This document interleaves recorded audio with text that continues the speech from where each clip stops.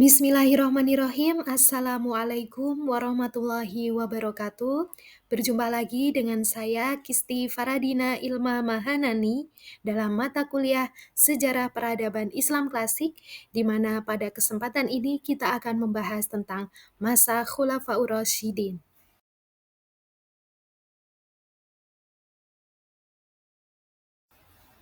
Sejarah secara etimologi berasal dari bahasa Arab, yaitu kata syajarotun yang berarti pohon.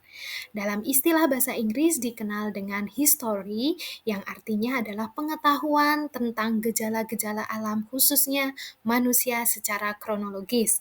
Nah, di sini dapat ditarik kesimpulan, menurut para ahli, salah satunya saya mengutip dari Kunto Wijoyo, bahwa sejarah adalah suatu peristiwa yang telah terjadi di masa lalu yang direkonstruksi atau dibangun kembali masa lalu itu untuk kepentingan masa kini dan masa akan datang. Nah, sejarah menyuguhkan fakta secara diakronis, ideografis, unik, dan empiris. Selanjutnya, makna peradaban. Peradaban berasal dari bahasa Inggris civilization, yang memiliki makna bahwa peradaban ini melingkupi aspek sosial, aspek politik, institusional, dan segala bentuk kemajuan. Nah, biasanya peradaban ini disamakan dengan kebudayaan. Akan tetapi secara segi bahasa, peradaban dan kebudayaan memiliki makna yang berbeda. Nah, kebudayaan berasal dari bahasa Belanda, yaitu kultur, yang memiliki makna budaya, di mana kebudayaan ini melingkupi aspek rasional dan moral, berbeda dengan peradaban yang melingkupi aspek sosial, politik, dan melingkupi institusional dan berbicara tentang kemajuan. Yang terakhir adalah makna klasik, di mana makna klasik di sini mencakup periode awal pertumbuhan hingga kejayaan Islam kurang lebih dalam kurun abad ke-6 sampai abad ke-13. Nah, masa ini disebut masa klasik karena Islam mengalami pertumbuhan, kemajuan dalam bidang ilmu pengetahuan, budaya, seni, pemerintahan, dan aspek spiritualitas. Nah, dimulai dari dakwah Nabi Muhammad SAW hingga runtuhnya Daulah Abbasiyah di Baghdad. Setelah sepeninggal Rasulullah SAW, kepemimpinan umat Islam kemudian dilanjutkan oleh Khulafaur Rasyidin.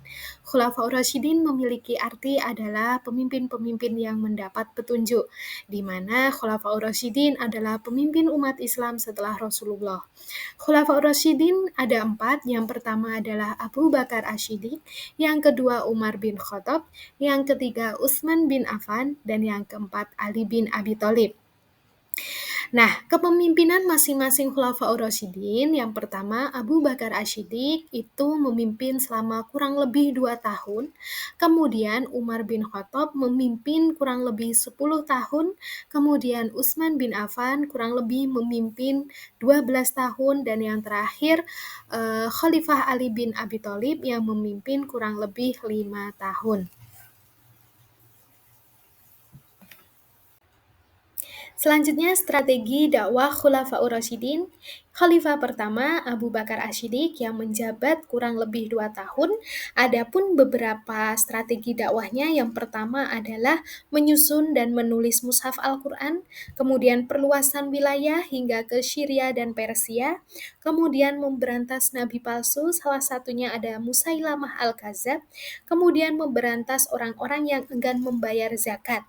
Selain itu, ada beberapa hal pencapaian Khalifah Abu Bakar Asy-Syiddiq. Yang pertama adalah Khalifah berhasil menanamkan budaya musyawarah dalam mensikapi setiap permasalahan, kemudian membangun pemerintahan yang tertib baik di pusat maupun di daerah, kemudian membentuk sistem politik bersifat sentral sehingga kekuasaan ada di tangan khalifah, kemudian mengembangkan Baitul Mal, semacam lembaga keuangan, dan mendistribusikan zakat kepada yang berhak.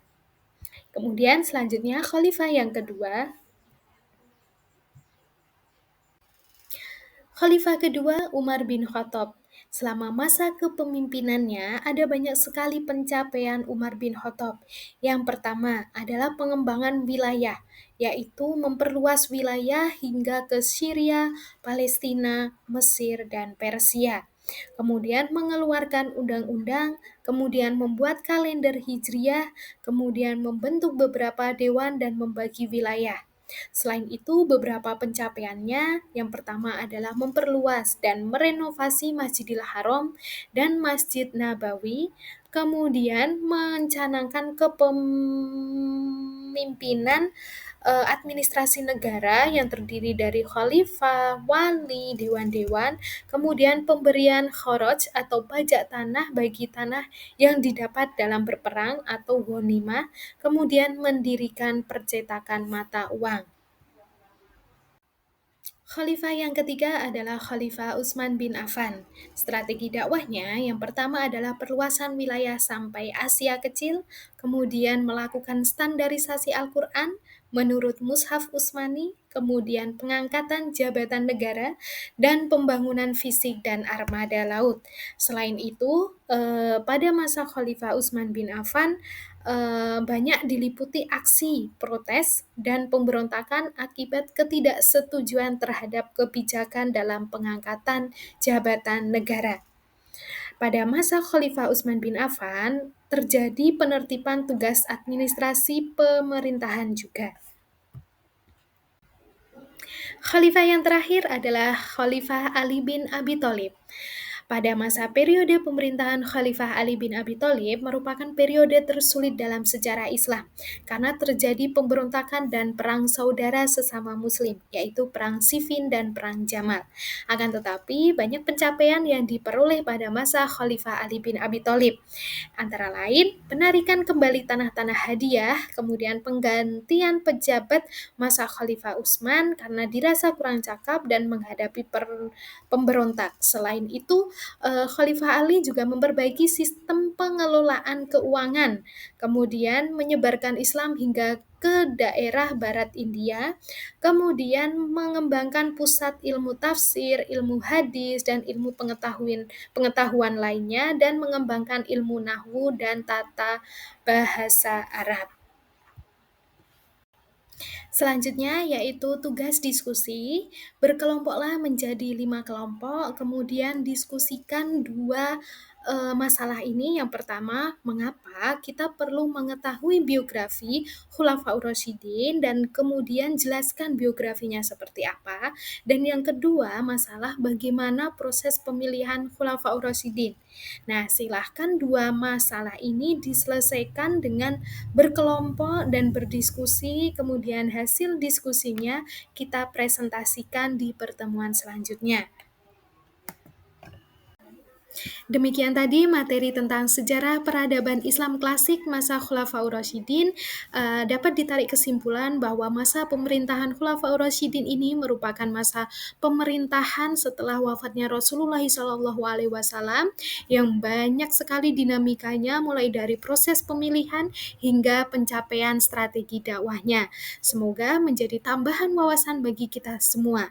Terima kasih, sampai jumpa di pertemuan selanjutnya. Salam sehat dan salam sukses. Wassalamualaikum warahmatullahi wabarakatuh.